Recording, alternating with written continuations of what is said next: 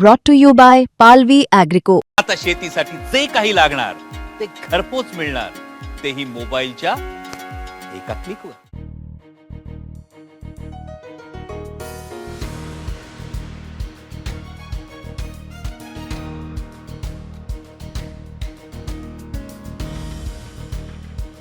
भाजपने नवीन कार्यकारी अध्यक्ष म्हणून नितीन नबीन यांच्या नावाची घोषणा केली आहे. मोदी आणि शहांनी उत्तर भारतातील नेत्याची कार्यकारी अध्यक्ष म्हणून निवड करत मोठा मास्टर स्ट्रोक मारल्याची चर्चा आहे.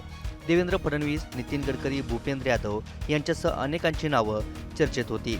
पण नितीन नबीन यांच्याकडेच ही जबाबदारी का देण्यात आली, त्यामागचे कारण ग्राफिक्सच्या माध्यमातून पाहूयात. 45 वर्षीय तरुण चेहऱ्याच्या हातात मोदी शहांनी पक्षाची धुरा सोपवली आहे. नितीन नबीन बिहार सरकारचे मंत्री आहेत. आमदार म्हणून 5 वेळा निवडून येण्याचा त्यांना अनुभव आहे. पक्ष संघटना मजबूत करण्यात नितीन नबीन यांचा हातखंडा आहे. छत्तीसगड विधानसभा निवडणुकीत प्रभारी पदाची जबाबदारी त्यांनी यशस्वीपणे पार पाडली होती. याच निवडणुकीत भाजपला घवघवीत यश मिळालं होतं. यूपी, बिहारसह उत्तर भारतात छत्तीसगडप्रमाणे नितीन नबीन यांच्या कामाचा फायदा होऊ शकतो.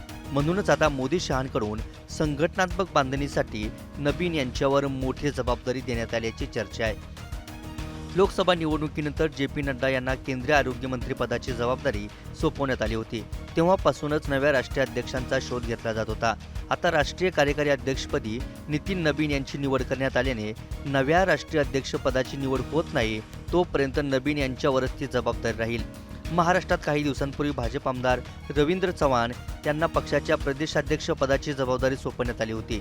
त्याआधी मंत्री चंद्रशेखर बावनकुळे प्रदेशाध्यक्ष होते.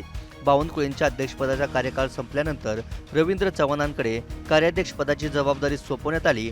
त्यानंतर रवींद्र चव्हाणच महाराष्ट्र प्रदेश भाजपचे अध्यक्ष बनले. त्यामुळे पक्षाच्या राष्ट्रीय अध्यक्षपदाच्या निवडीबाबतही महाराष्ट्र पॅटर्नच लागू होण्याची शक्यता नाकारता येत नाही. ब्युरो रिपोर्ट, मुंबई तक.